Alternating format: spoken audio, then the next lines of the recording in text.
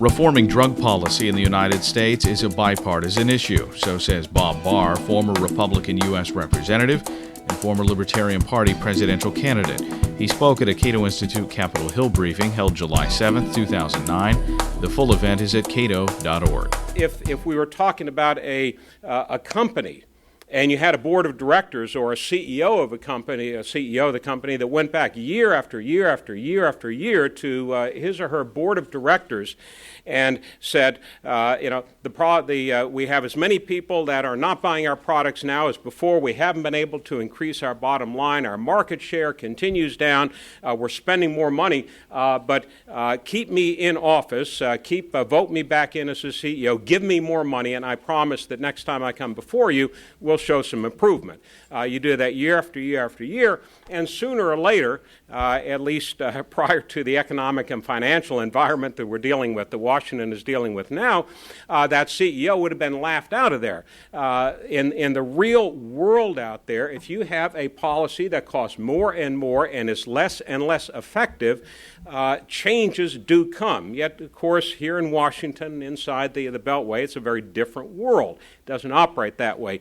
But more and more, particularly in these economic times when people are looking very hard at those appropriations and those earmarks, I think it becomes much more important and useful to talk about these issues, for example, in terms of the tremendous cost and the lack of effectiveness. There are indeed very pragmatic reasons to begin what Gil Kerlikowske, the new director of the Office of National Drug Control Policy, is finally talking about out there, and that is to change the direction, change the perspective, beginning with the most rudimentary aspects of a policy, and that is how you talk about it. The language that you use, as we know here on the Hill, can frequently dictate your chances for success way down the road. The proponents of the USA Patriot Act were brilliant back in 2001 when they came up with that ridiculous acronym, the Uniting and Strengthening America to Prevent Accidents, and so on and so forth, called down to the USA Patriot Act. How could you not vote against it? Are you unpatriotic? A lot of the chances for eventual success in a piece of legislation has to do with what you do initially to craft your legislation and even to the point of what you call it. And as Director Kerlikowske has indicated, when you go out there and you talk, you characterize something as a war, what do? You immediately cause people to lock into their position. It's a war. We have to do battle. You have adversaries, you have enemies out there, and it's very difficult thereafter to ever move people away from that mentality, that closed mentality. It becomes a question of the art of war as opposed to the art of the possible to get some things done. There may be, though, for your member, your senator, constituencies back home that really don't care what it costs or what the practical problems are. They look at questions of legislation and priorities and appropriations more on principled terms. Here again, the issue of federal drug policy raises some fundamentally important and saleable, understandable issues based on principles of federalism, for example, which everybody talks about, but very few people actually practice. These are, in fact, very important, concrete principles that you can go to people when you look at the federal drug policy appropriations and legislation and authorities. Talk to them in terms of principled arguments, such as issues of federalism and the proper role of government. I think it's also important when we look at this as a practical issue here to realize that we're not going to change it overnight. A lot, here again, of your eventual chances for success for a piece of legislation, whether it's changing an earmark, an appropriation, fundamental authorization for a federal agency or whatnot, it depends on how large a bite do you take. You don't want to take too large a bite, otherwise the process just can't digest it. So look at it in terms of what are the issues out there that have the most the strongest legs, the most currency, that aren't understandable to your constituencies out there. Here again, the federal drug issue is one that is relatively easy to deal with or identify if you do it right. You recognize, for example, that if you go out there and you immediately, despite maybe a philosophical predisposition to say we ought to legalize a whole range of so-called mind-altering drugs, the fact of the matter is that most people aren't ready to make that step, to make that move, no matter how good a job you do it at salesmanship.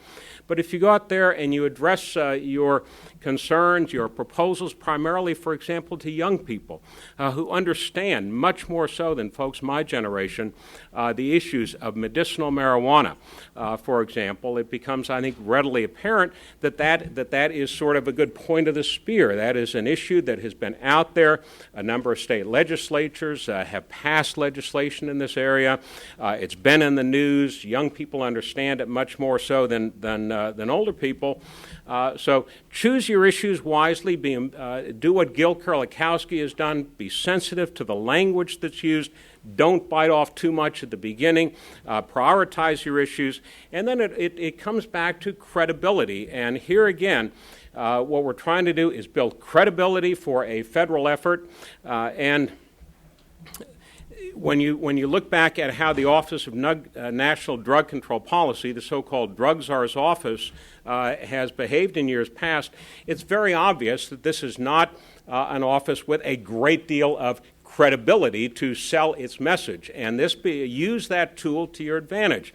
And go out there and talk about the manner in which the resources, for example, of ONDCP have been misused in recent years to engage in blatant political activity in violation, in many people's view, of the Hatch Act, for example, to talk about the manner in which the hundreds of millions, if not, I guess, billions of dollars of federal monies have been used for the advertising, the anti-drug advertising message, have been not just squandered and wasted, but misused fraudulently. I mean, there have been criminal prosecutions about 4 or 5 years ago, was it, Tim, with regard to, for example, the ad agency Ogilvy and Mather up in New York, that had engaged in fraudulent billing practices in order to inflate the money that it was receiving from the federal anti-drug advertising media campaign.